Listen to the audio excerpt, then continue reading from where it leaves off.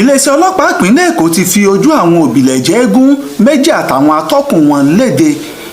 nígbàtí agbẹnusọ iléeṣẹ́ ọlọ́pàá IROYIN sọ nínú ọ̀rọ̀ rẹ̀ lásìkò ọ̀hún ó ní àwọn aráàlú ló pe iléeṣẹ́ ọlọ́pàá ní dédé agogo 4 ìrọ̀lẹ́ pé àwọn eégún kan fẹ́ da àlàáfíà ìlú láàmú ní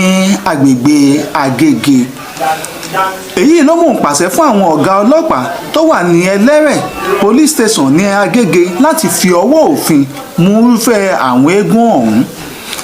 lẹ́yìn tí ó fi ọwọ́ òfin mú àwọn eégún ọ̀hún ó ní ọ̀pọ̀ ìfisùn tó tẹ iléeṣẹ́ ọlọ́pàá lọ́wọ́ pé kò sí nǹkan kan tó mú àwọn eégún ọ̀hún láti máa jíde káàkiri nírúfẹ́ àkókò ọ̀hún torí pé kò í ṣe àsìkò tí wọ́n ń ṣe ọdún eégún tàbí láti ṣe àwọn nǹkan pàtàkì léyìí tó lè mú kí eégún kó jáde lásìkò tí wọ́n fọwọ́ òfin mú wọn. wọ́n kàn ṣe irúfẹ́ àwọn nǹkan wọ̀nyí láti fi ja àwọn aráàlú lólè dúkìá ni. iléeṣẹ́ ọlọ́pàá ti wá ṣe kìlọ̀kìlọ̀ fún àwọn tó wà nídìí ìṣẹ̀ṣe pé iléeṣẹ́ ọlọ́pàá ò ní fààyè gba irúfẹ́ ìwà àdàlúrú tàbí ìlọ́nilọ́wọ́gbà kankan láti ọwọ́ àwọn èèyàn yòówù tàbí ẹlẹ́gbẹ́jẹgbẹ́ tàbí àwọn ẹlẹ́sìn yòówù nípìnlẹ̀ Èkó àti pé àwọn ti ṣetán láti fi ojú àwọn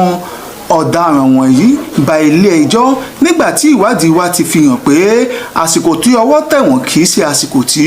wọ́n ṣe eégún bẹ́ẹ̀ ni wọn ò ní nǹkan kan yòówù tí wọ́n ṣe lágbègbè wọn léyìí tó yẹ kí